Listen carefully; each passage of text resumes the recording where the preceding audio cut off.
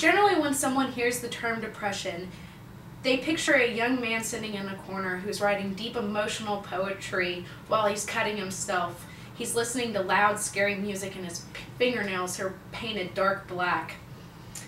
While this sometimes can be the case of depression, it's generally not. This is a disgusting stereotype that society has formed.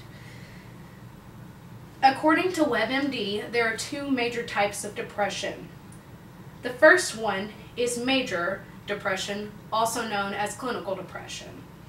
The second one is chronic depression, or also known as dysthymia depression. Major depression is generally the more severe type of depression.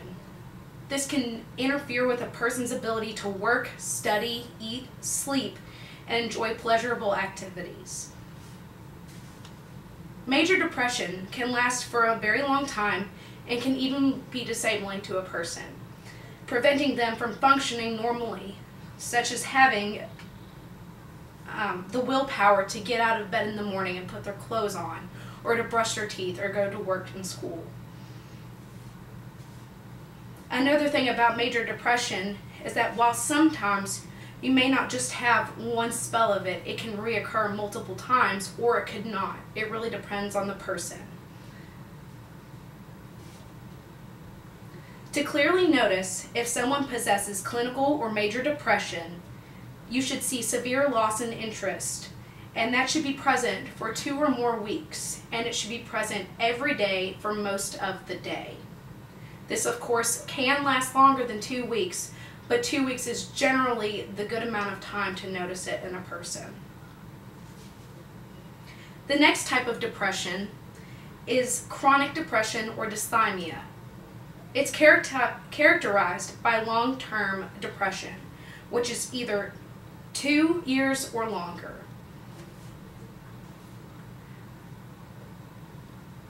Chronic depression or dysthymia depression is considered to be less severe than major depression, but it honestly depends on the person and what the situations are.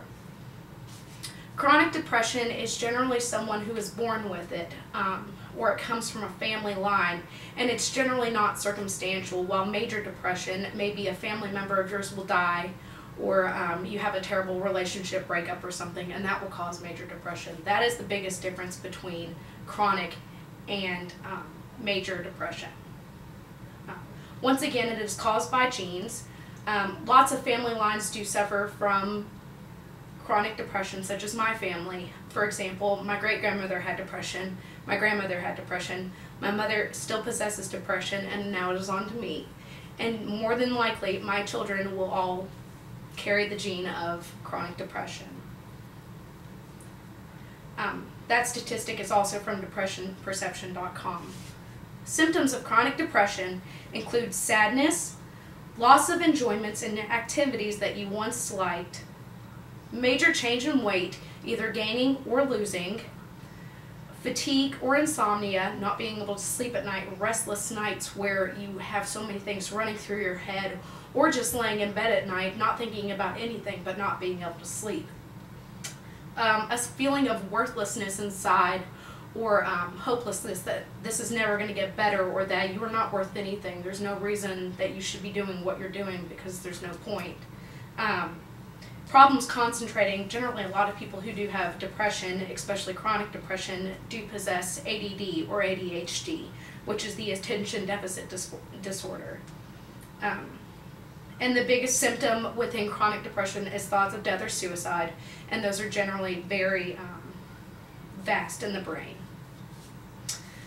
Depression actually comes from a chemical imbalance in the brain if it's chronic depression or non-circumstantial, which really means this is nothing you can help, and it's very common. 1 in 5 adults actually have depression.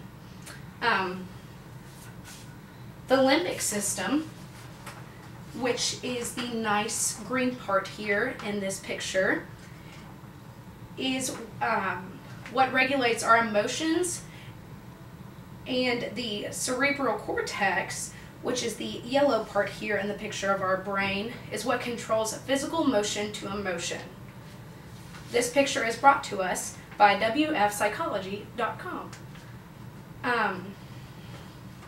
There are different treatments that you can have during depression, and it honestly depends on the person or what type of symptoms the person has, or if they have atypical depression, which is just a totally different topic that is not even really relevant right now. So for major depression, generally the solutions to that are going to see a counselor regularly or simply waiting it out.